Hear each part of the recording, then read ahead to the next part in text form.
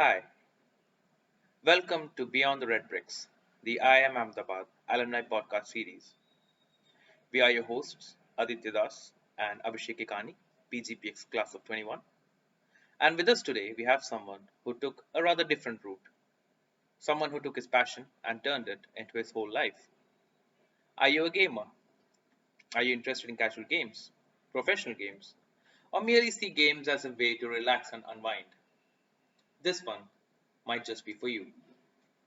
We have with us Naveen Rajendran, the founder and CEO of Gaming Easy, and also a PGPX alum, class of 2011.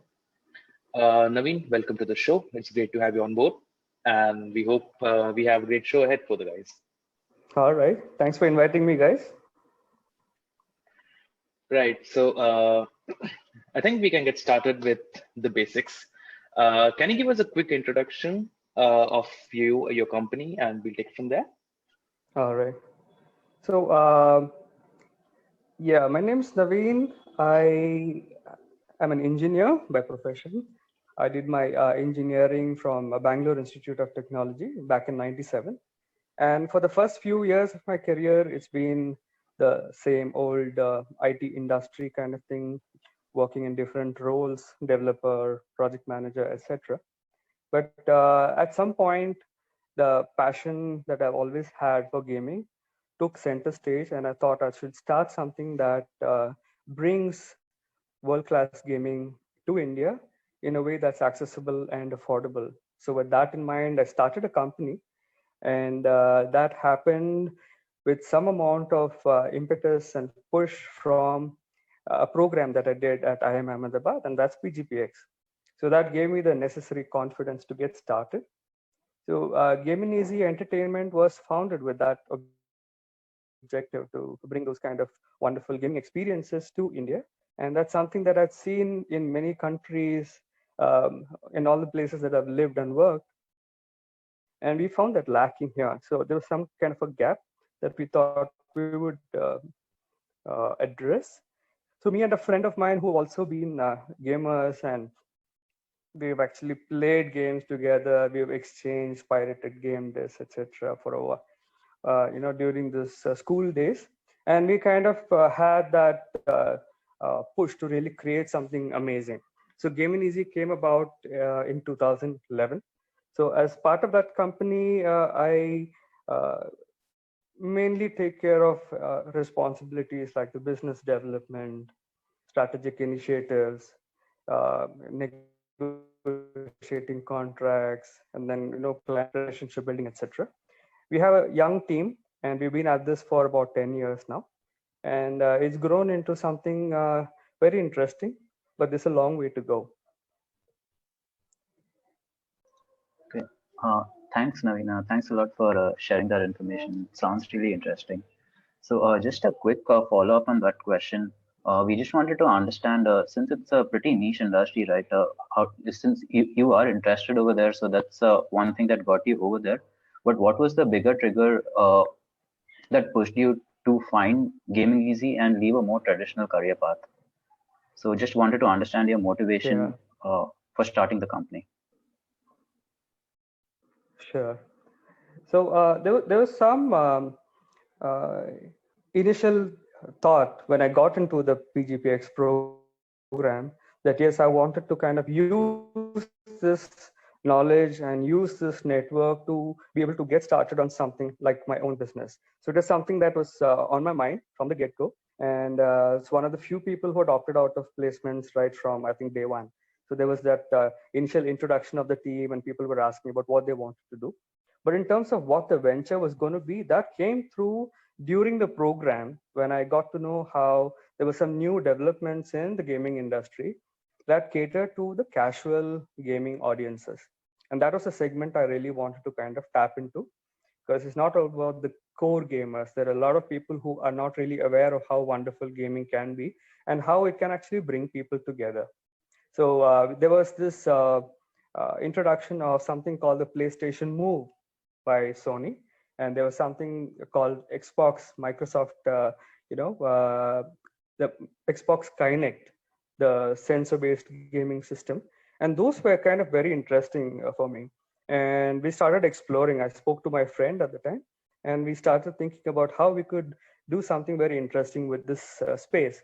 And especially because as uh, a person who used to organize, conduct events, and coordinate programs for my teams while I was an IT guy, and to kind of make sure that people have something to have fun in the workplace, to de stress, to unwind, to bond, to have those icebreaker sessions. So this seemed like an interesting proposition to help me in that. So I just connected the dots and say, hey, this could be something I could use to create a B2B kind of a venture. So that was a trigger point. Then started exploring a little, and there's some interesting research that I did, and I ended up spending quite a bit of time trying to figure that out. And something had to give, and that was my academics to some extent.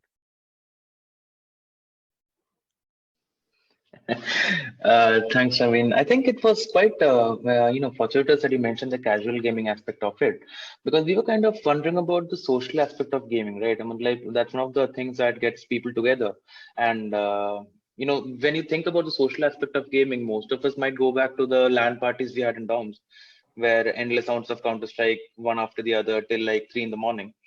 And now there's a very competitive edge to it. Somehow esports are getting like recognized. League of Legends and Fortnite are having multi-million-dollar prize monies and it's going on.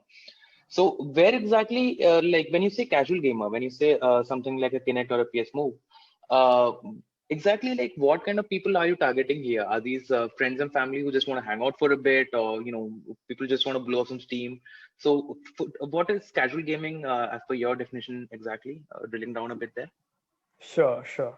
See, when I talk about casual gaming, it's talking about gaming just to kind of relax, unwind, bond. It doesn't have to be competitive. It could be if you really want to make it, a little more exciting. But it's more to really have fun. And we're talking about avenues for relaxation, avenues for entertainment. And in India, it's still an underserved market. Now, I've been a strong believer in that. And the kind of things they typically do are watch movies. And of course, you have your OTT platforms these days. But back in the day, it was just about watching movies or going to an arcade, and you have some bowling, places perhaps. But or dining, food is always great. So food is great entertainment. If there's nothing else, hang out with friends. But most important element in all of these is it's better when you do it with somebody else, right? You have friends, you have family, you have someone to kind of socialize with, you have a good time doing it. So that kind of audience we wanted to tap into.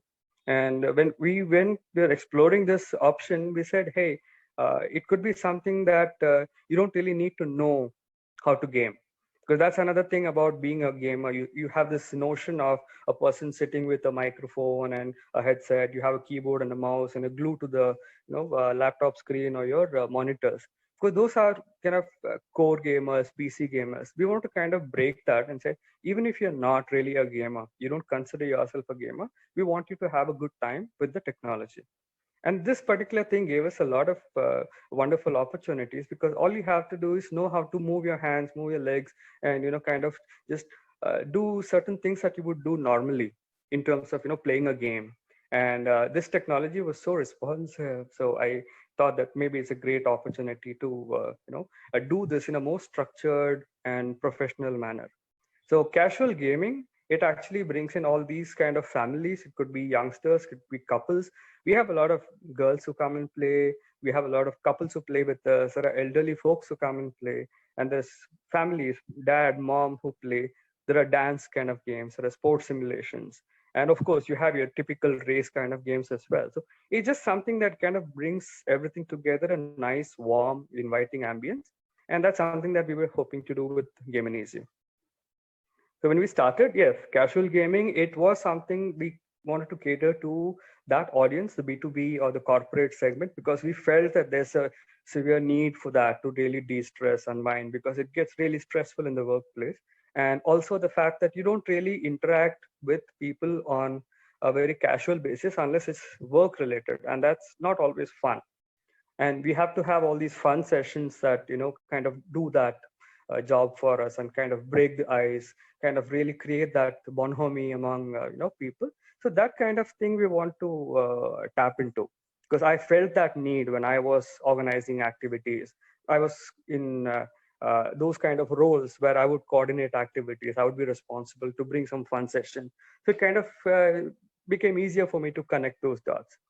But later on, I realized, okay, there's a huge segment of people who, go beyond your corporates, and that's where all this casual audiences, people who just want to have fun in the mall, just hang out with friends. There's so many different kind of people who are really not gamers, but still want to have a good time and are okay with technology to a certain extent or willing to try. So that's why mobile phones are doing so great. All you have to do is, start an app and start gaming. So that's one very very casual element. But in terms of the technology, I wanted to do something that has everybody interacting with each other. So this gave us that wonderful opportunity, and we took that up. Oh, that sounds wonderful, especially when you say that you're kind of going beyond the core stereotype of saying that people who are into games are a bit of the younger folk. But if you have Yeah, like older people coming in, that just sounds wonderful, actually. yeah. No, it has to be seen to be believed, and those kind of visuals kind of keep us going. We've had cases where dad's played with his son, and then he's got that spark in his eye, and then he says, "Wow, that was great. I did not expect to have so much fun." And there are people who kind of let their inner kids out and they start squealing with delight. And there are kids who actually, the real kids, and they start looking around and say, wow, where did this adult come from? And why is he acting like a kid? But not to say that that's a bad thing. That's great. We want to have the kids in all the adults come out. And it becomes natural when you have a good place to kind of let that inhibition go. Oh, that sounds absolutely wonderful. So I think, Naveen, moving on from there, the last year that went by was kind of strange in many ways because I think one could say that because people were staying a lot more at homes, there was one of the things that kind of kept a lot of people going were multiplayer games, so to speak, because to get rid of the boredom that they had or to socialize in a way because we were all just sitting inside our homes for a long time, Correct. unreasonably long time at some point. So.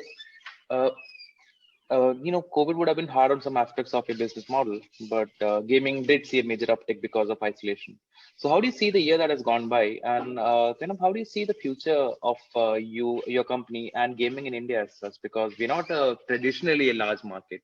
Yeah, Uh, that's true. so, how do you kind of see Gaming Easy kind of contributing a bit there? Sure. So first, let me talk about the year gone by and the irony of it all, that gaming did so well, and we, being in the industry, took a really, really hard hit because we are more of a physical kind of an entity. So it's all about connecting people in a place and bringing them together in a comfortable ambience. So yes, F&B, entertainment, movie theaters, these were the ones that were hardest hit. And yeah, we kind of fall in that entertainment sector where physical spaces were restricted, access wasn't there. And we've lost a lot, but we also gained a lot of insights into, okay, how this industry and how the dynamics are changing.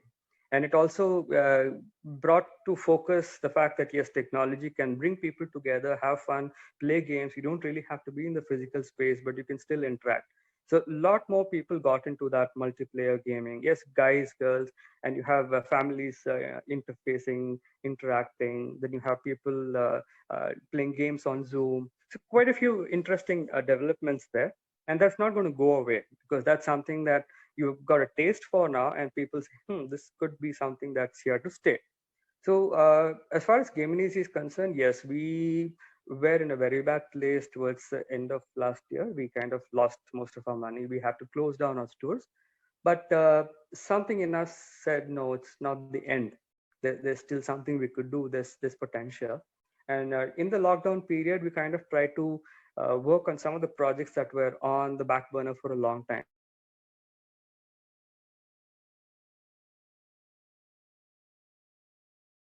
Focused on because we got so involved with our operations, our events, our brand promotion, etc. So we kind of worked on that weakness of ours and tried to build something a little more robust. And we've done a fairly good job building a website that kind of showcases who we are and also builds in a lot of e-commerce features and functionalities that's hopefully going to serve us well because that's going to be built, it's built like a marketplace We want to bring in all kinds of gaming partners, vendors, and have their products and services showcased on our platform. And hopefully, we can connect to a larger audience from wherever we are. So we are incidentally Bangalore based, but we have seen inquiries and orders coming in for some of our rental products, our game discs, etc., from different states, Tamil Nadu, Kerala, just to name a few. So that's one area we want to focus on. And yeah, in terms of building the team, it's going to take a while because after a long hiatus, we took that plunge and got something started. So it's a small recreation center we started in another part of Bangalore. And that took up most of my reserves and cash. And we've taken some loans to get some things going. So we still need to get out of the water on that aspect. But in terms of the opportunities that we saw during those downturn periods, we are going to kind of hopefully capitalize on. And this year we want to raise some funds to kind of take that to another level in terms of having those centers, yes, for one, or e-commerce operations you want to kind of build on. And interestingly, there are some interesting product ideas that also have come through in terms of augmented reality and then virtual interaction games platforms. So we're hoping to explore that in the coming months and the coming years.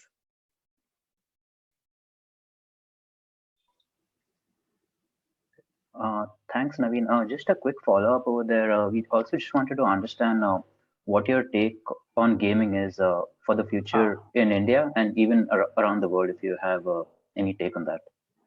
Yeah, sure. See, as an industry, yes, there were different aspects and different genres of gaming that have always been around.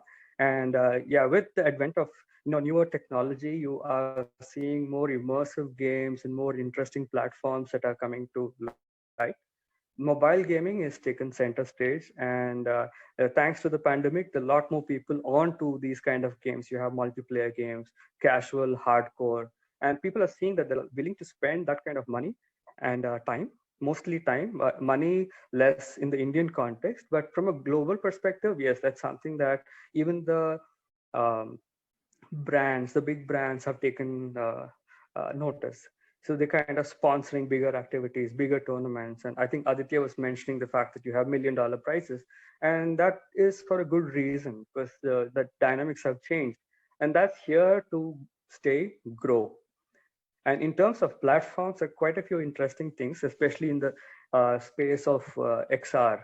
So you have augmented reality, interaction games, then virtual conferences. So all of those things kind of have an underlying gaming tech as the common denominator. So that's something that will be built on and new kind of experiences, games, interaction media. All those things will kind of be developed in the coming years.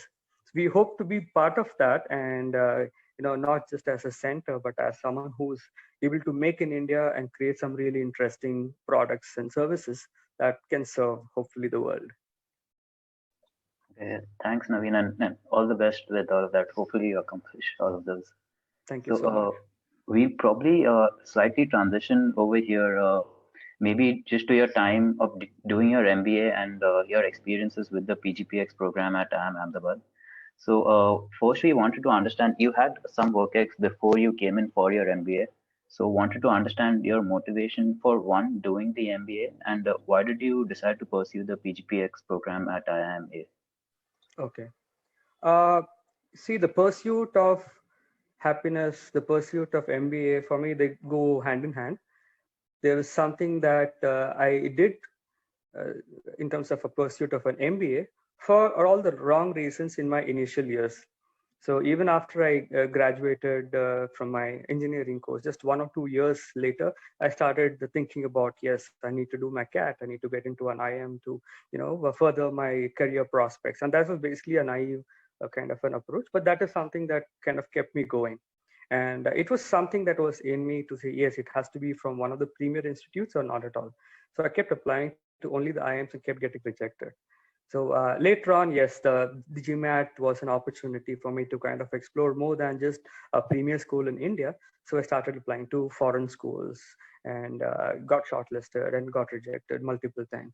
But that was always the case in terms of when you're doing a program, do it from a premier institute, first for the brand value and for the kind of strong network that brings in. Because the kind of quality of the profiles is something that obviously would lend value if you're willing to know what to take away from it. And that is something that kind of uh, I was trying to focus on, make sure that yes, my takeaways are not going to be just the academics. It's just going to be the kind of insights I would glean from, let's say, the professors or the classes, but it's also going to be from the network and the kind of alumni. Yes, if you could tap into that and get their thoughts on certain aspects of either running a business or even a perspective on how society functions. So these were things that I kind of enjoyed when I got into the PGPX. And why PGPX? Yes, of course, it's a premier institute. And that was one of the few programs that gave me these things that I was talking about, where the alumni network is strong, the kind of profiles are very rich, the academics were fantastic. Yes, I've heard about the rigor, but yes, it was the kind of program that would give me value. And yes, it was a premium to be paid, take a student loan and get that done. But it was something I considered worthwhile pursuing. And I, with God's grace, managed to get that done. Yeah, thanks, Naveen. Yeah, I think the rigor is still there. We probably spending a lot of sleepless nights right now, so even in our last semester. So I think the rigor comes and goes, and as I was just telling Naveen before this podcast started, we were running a bit late from previous class, so Yeah. we're just fitting things in. But it's been a great trip, you know. I think once I we just go out of the one space, take yeah, one yeah, minute. I'd like you guys to kind of read up on one of the blog posts that written, and it's a funny take on the rigor and kind of how it kind of grounds you literally and otherwise and humbles you. And no matter how smart you think you are, there's always going to be a smarter person than you. And when you have a whole class full of them, there's something that happens to you, and it's not a good thing. So okay, in retrospect, it's great, but it's such a funny take on it. You guys should check it out at some point. will do, Naveen. I think, yeah, I think we'll appreciate it a lot a couple of months down the line when we actually leave, and then Yes. we'll go all rosy-eyed at and looking at back at the time we had here. Yeah, But yeah. it's been great. So I think moving a bit more into the PGPX that you had, your PGPX, so to speak. You know, we all have a version of the MBA journey. Yeah. Um, so can you kind of just give us an overview of your time at IMA and what were your favorite subjects that you had here? You know, what were the Oh ones that made heavens. you go? No, I honestly can't remember the subjects, but I can remember the vague topics, right? So Uh, I was very much into people interaction, people management, and in terms of, because at the end of no matter what business you run or what career you're in, it's all about the people at the end and how you interact with people, the dynamics that are involved. So there were certain courses in the first couple of semesters that kind of really were interesting to me. The academics part, yes, the finance, the accounting, and there are certain aspects of strategy. So those are lovely, buzzwords. But there were a few takeaways from some of those courses, and for me, it was all very selective because I had had that mindset when I went into the program. So it's just going to be me and all the knowledge and all the networking that I could do, but I'm going to be having constraints. There's going to be only limited time, and I have limited faculty. And I realized how limited I was based on the kind of amazing stalwarts and the profiles that were out there among my classmates. But there was a lot of things that I want to learn, take away. So I was more of an observer. I would hardly speak much, but I would be recording internally. So that is something that kind of really energized me, kept me going. The grind, yes, was always there, but I came to terms with it and made sure that yes, it is not going to get in the way of me learning or taking away what I wanted to. So I was very selective in that aspect.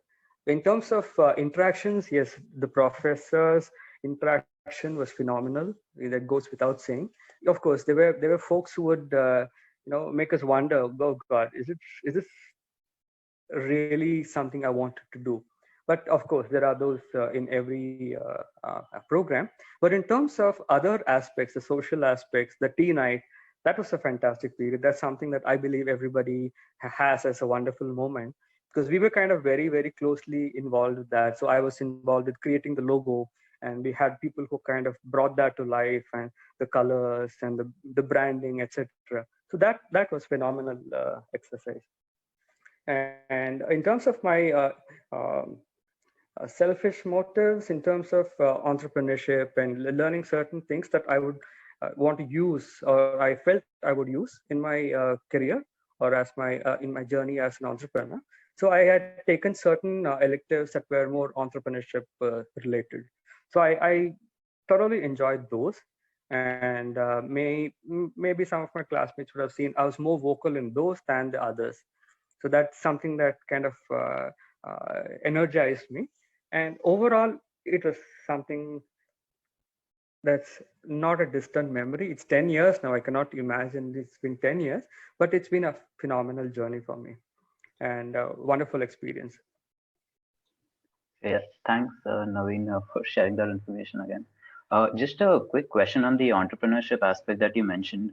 I know initially you'd said that you'd opted out of the placement process. So at that time, had two further questions. One, was there any support from the institute from an entrepreneurship point of view? Because right now we have the Mavericks program, which sort of helps people who want to like opt out of the placement process and explore the entrepreneurship avenue.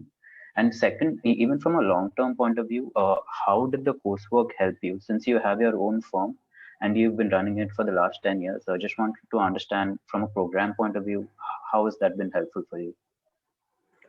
I was heartened to know that there were programs available like the CIE, and Professor Rakesh Besant was there, and from the entrepreneurship perspective, Professor Shailendra Mehta. So there were a few professors I would reach out to. There was some brainstorming I did in terms of ideating and getting these thoughts clarified.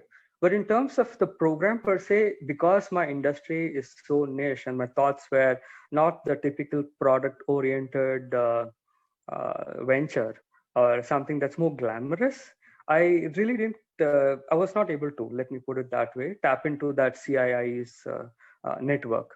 Because that's something that I felt if maybe I could have or they were a little more open to considering a lot more than your agribusiness or your product-based business. It could have been of more help, but that's not to take away anything because I still managed to get some phenomenal inputs from folks out there. Okay, thanks. And just a quick follow-up on that one. From just a coursework point of view, do you think, I know you said you've taken a couple of entrepreneurship courses. Did they help you from your career point of view, long term, when you were running your own firm? See, I think what these courses have done, at least from a personal perspective, is it makes you think. It gives you a different dimension from which to approach a problem or a situation. And having been in the IT industry for 12 plus years before getting into this program, so it was very eye-opening, to say the least, because that's something that you wouldn't really normally know how to approach or how to actually tackle. And the coursework and the way of thinking, those were fantastic takeaways for me rather than the actual, of course, the fundamentals were phenomenal. That was something that has always stayed with me because you've got to be grounded in the fundamentals and know why you're running the business and what is really important, the cash flows, etc. So those were phenomenal. That was something that I have actually retained. But in terms of, if you ask me what the course names are, unfortunately, I do not remember. But somewhere inside my gray cells, it's all kind of internally wired in. And that helps because it becomes very intuitive when the need arises. So that's something I believe has definitely changed the way I think, I behave, and I perform. Thanks, Naveen. I think that kind of lays the thing, right? Like, I think what you're kind of saying is something quite similar to what I believe a lot of our profs have been saying, I think, for the thread of the interview, is that most of the takeaways that you'll have from this place, even though people come in thinking that we'll do strategy, we'll do operations and stuff, Yeah. you learn to think on those dimensions and you can come back and solve problems on those. But as you said, most people who have actually been here have also said that what you take away the most is your people skills and your OB classes, which kind of have you in good stead years down the line. And Correct. that's something that you probably would not have considered coming in. I think Naveen, it's been a great session. It's been absolutely wonderful to have you here. Oh, It's the not pleasure often is we mine. get people from niche industries like gaming, which we really hope grows in India, to actually come on to our podcast and actually just walk us through it. It's been amazing. Thank you From the so much. Alumcom and from IMA community, thank you so much for being on the podcast. Thanks, Naveen. My pleasure. Bye bye. Thank you so much.